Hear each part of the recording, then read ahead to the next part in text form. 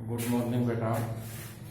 Alcohol और phenol खत्म हो गए थे। नेक्स्ट हम ईथर शुरू करते हैं। अल्कोहल, फिनॉल एंड ईथर के बारे में आप पढ़ रहे थे, तो आज हम क्या पढ़ते हैं? ईथर के बारे में पढ़ते हैं। ईथर का नेमिंग हम पढ़ चुके थे। मान लीजिए ये है, दो कार्बन के बीच में ऑक्सीजन लगा हो तो उसको क्या बोलते हैं? ईथर बोलते हैं। इसका ये ऑक्सी लगाते हैं, मिथोक्सी, मीथेन, ये सिमेट्रिकल ईथर है। अगर ऑक्सीजन के दोनों तरफ कार्बन की संख्या बराबर हो तो वो होते हैं सिमेट्रिकल। वो होते हैं क्या?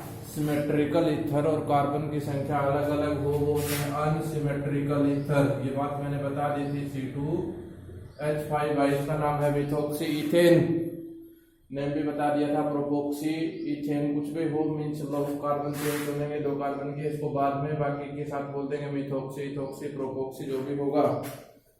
अब बात करते हैं मेथड ऑफ प्रिपरेशन की, क्योंकि हम ये पढ़ चुके थे। अब बात करते हैं मेथड ऑफ प्रिपरेशन की। ध्यान देना भाई, very very very important reaction, very very important. क्यों बोल रहा हूँ? पहला फ्रॉम अल्कोहल,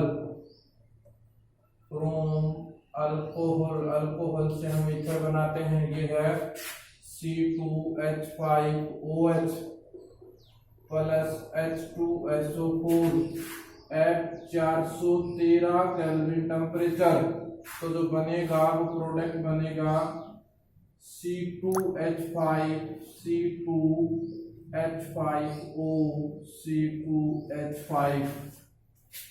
ये वाला प्रोडक्ट बनेगा भाई। ध्यान दे इस बात का। जब मैं रिएक्शन पढ़ रहा था किस टाइप की, इसी टाइप की रिएक्शन पढ़ रहा था। ध्यान दे थोड़ा सा, पेपर में बार बार पूछी जाती है reaction. Plus H2SO4 443 kelvin temperature था। यही सेम रिएक्शन मैंने कल या परसों पढ़ी थी। इसकी मैकेनिज्म पढ़ी थी। वाई स्टेप 443 केल्विन टेम्परेचर होता है तो क्या बनता है? अल्कीन बनता है। यही पूछ लेता है।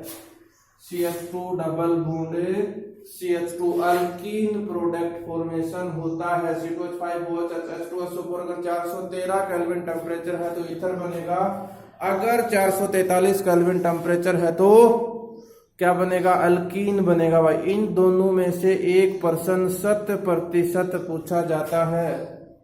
कह देगा C2H5 react with H2SO4 at 443 kelvin, what is the product? Ether, alkene. ऐसे प्रोडक्ट लिख देगा नीचे ऑप्शन में, तो आपने टिक टिक टिक टिक करना है। दूसरा रिएक्शन आ चुका है, विलियमसन सिंथेसिस रिएक्शन, जो कि आप जब हेलो अल्केन हेलो एरेंज पढ़ रहे थे उस समय आ गया था Williamson synthesis reaction.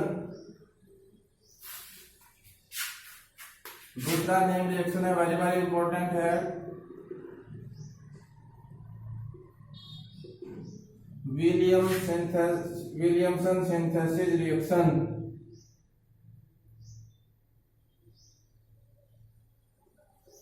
Williamson synthesis reaction.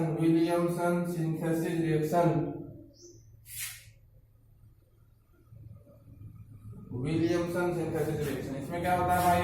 RX होता है, अल्काइल हैलाइड के रिएक्शन थे। रिएक्शन करवाते हैं NaOR के साथ। यहाँ से क्या बाहर हो जाता है? NaX बाहर हो जाता है और क्या बन जाता है? ROR, ईथर फॉर्मेशन होता है। फॉर एग्जाम्पल के लिए देखिए, CH3 CH2Cl है। अगर इसका रिएक्शन करवा दें हम NaOCH3 के साथ तो देखिए प्रोडक्ट क्या बनेगा? NaCl बाहर, CH3 CH2O CH2O, ये वाला प्रोडक्ट बनेगा बेटा। ये है विलियमसन सिंथेसिस रिएक्शन। इससे आप सिमेट्रिकल ईथर भी बना सकते हैं और अनसिमेट्रिकल ईथर भी बना सकते हैं। सिमेट्रिकल भी बना सकते हैं और अनसिमेट्रिकल ईथर भी बना सकते हैं। आगे बात समझ में। दूसरा, अगर हमें फिनोल से भी हम बना सकते हैं ईथर, बना सकते हैं। ध्यान दे भाई बेटा, फिनोल से हम ईथर कैसे बनाएंगे? फिनोल से हम ईथर कैसे बनाएंगे? ये फिनोल है, इसको क्या बोलते हैं आप?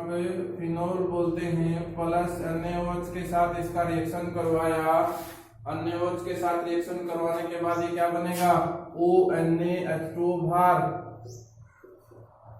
ONaH2 भार हो गया। अब इसमें क्या डाल दें? RX या RCl या फिर CH3Cl,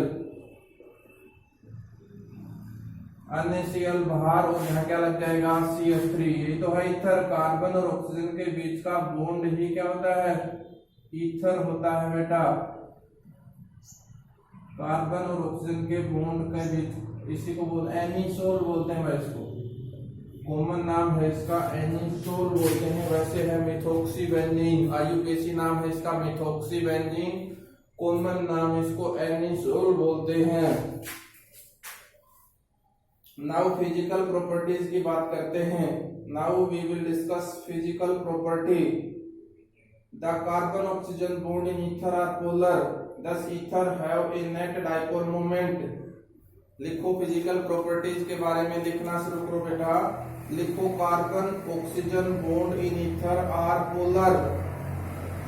लिखो कार्बन ऑक्सीजन बॉन्ड, ये जो कार्बन ऑक्सीजन बॉन्ड है in ether are polar, in ether are polar. thus ether have a net dipole moment, net dipole movement. देखो the boiling point, the boiling point of ether, the boiling point of ether,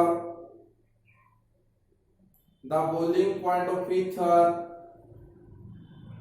is higher than alkanes, is higher than alkanes, is higher than alkanes of comparable molecular mass,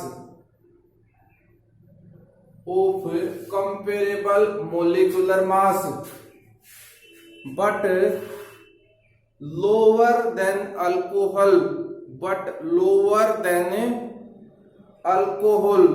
alcohol से इसका क्या होता है? कम होता है। आपसे compare करवा ले ईथर और अल्कोहल में बॉइलिंग पॉइंट किसका ज्यादा, तो किसका ज्यादा बताओगे? अल्कोहल का। अल्केन में और ईथर में कंपेयर करवा ले तो किसका ज्यादा बताओगे? ईथर का ज्यादा बताओगे। किसका ज्यादा बताओगे बेटा? ईथर का ज्यादा बताओगे। एग्जाम्पल लिख देता हूं मैं एक। एग्जाम्पल है CH3 CH2 whole twice CH3। Comparable molecular mass का ये अल्केन लिख दिया, कंपेरेबल मोलिकुलर मास का ईथर लिख दिया, और कंपेरेबल मोलिकुलर मास का होल ट्वाइस 3, ये 3 बार है भाई CH2, और कंपेरेबल मोलिकुलर मास का CH3 CH2 whole thrice OH। इनमें मोलिकुलर मास लगभग बराबर है, तो जो बॉइलिंग पॉइंट है वो इसका कम होगा, फिर इसका ज्यादा होगा, और सबसे ज्यादा अल्कोहल का होगा। कंपेयर करवा ले तीनों में तो अल्कोहल का ज्यादा होगा। 390 360 309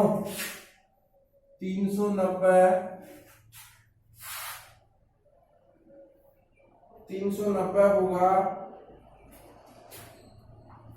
307 होगा और 309 होगा भाई।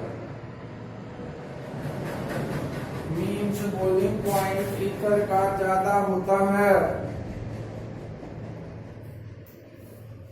अब लिख सकते हैं आगे, लिखो नोट करके आगे एक बात और लिखो the large difference in boiling point of alcohol and ether, the large difference in the boiling point of alcohol and ether is due to hydrogen bonding, is due to presence of hydrogen bonding in alcohol.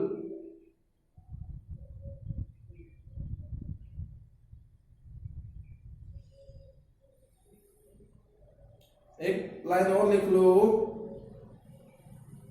Ether are soluble in water, ether are soluble in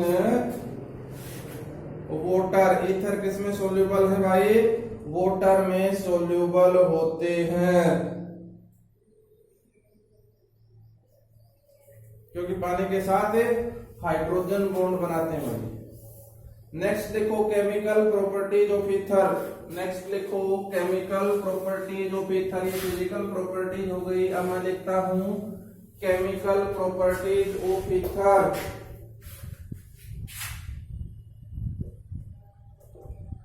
chemical properties of ether, chemical properties of ether. पहला reaction है cleavage of carbon oxygen bond in ether. पहले type का reaction है cleavage of carbon oxygen bond in ether, cleavage of carbon oxygen bond in ether. तो पहला reaction है ROR,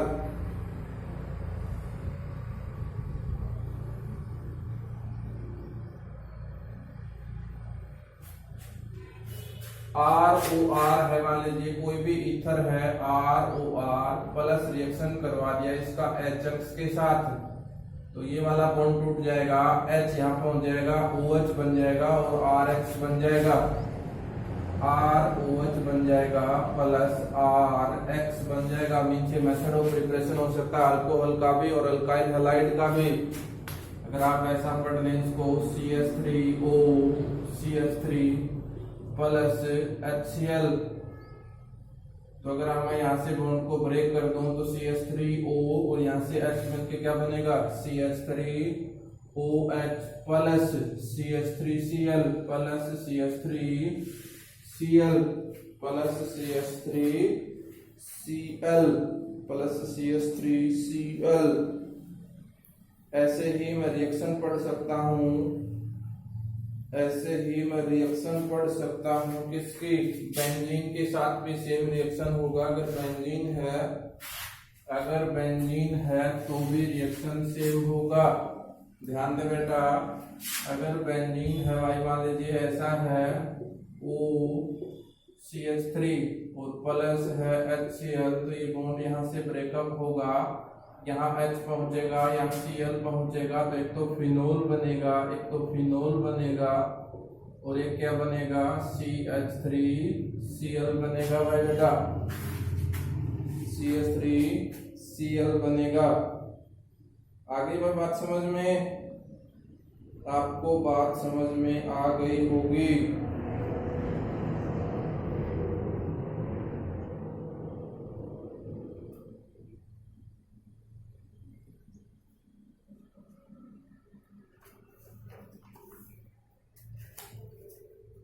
next electrophilic substitution reaction, electrophilic substitution reaction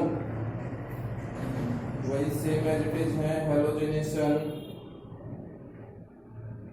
इसका हेलोजेनेशन होगा। दूसरा Friedel Crafts acylation reaction होगा,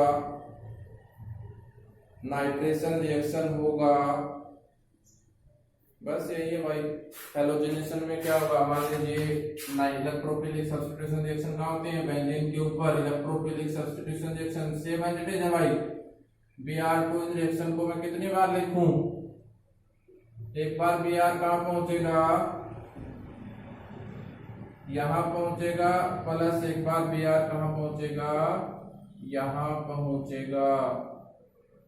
अगर HNO2 के साथ रिएक्शन करवाऊंगा या HNO3 के साथ रिएक्शन करवाऊंगा तो एक बार NO2 यहाँ, एक बार NO2 यहाँ।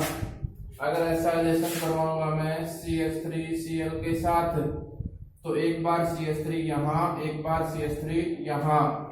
3-4 रिएक्शन लिख सकते, प्रत्येक चैप्टर में आएंगे। मैं कह रहा हूँ इलेक्ट्रोफिलिक सब्स्टिट्यूशन रिएक्शन में समझ ले halogenation, sulphonation, nitration and Friedel craft alkylation और एसाइलेशन, ये बिल्कुल आपके माइंड में चलनी चाहिए। ठीक है, ये ऑर्थो के ऊपर सब्स्टिट्यूशन होगा, एक बार पैरा के ऊपर, एक बार ऑर्थो के ऊपर। अगर हैलोजिनेशन है तो हैलोजन एक बार ऑर्थो के ऊपर, एक बार पैरा के ऊपर।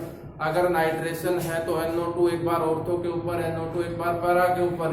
अगर सल्फोनेशन है तो सल्फोनिक एसिड SO3H ग्रुप एक बार किसके ऊपर, ऑर्थो के ऊपर, एक बार पैरा के ऊपर। अगर फ्रीडल क्राफ्ट एल्काइलेशन है तो CH3Cl के साथ करवाते हैं, CH3 एक बार ऑर्थो के ऊपर, एक बार पैरा के ऊपर। और अगर एसाइलेशन है, फ्रीडल क्राफ्ट एसाइलेशन है तो एक बार COCH3COCl के साथ रिएक्शन करवाते हैं, तो COCH3 एक बार ऑर्थो के ऊपर लग सकता है, एक बार पैरा के ऊपर लग सकता है। बस यही है। इसी के साथ आज का क्लास समाप्त होता है। अल्कोहल, फिनोल एंड ईथर नामक यूनिट खत्म होता है। कल कुछ प्रॉब्लम फॉर प्रैक्टिस करवा देंगे इसके, उसके बाद इसका टेस्ट होगा भाई।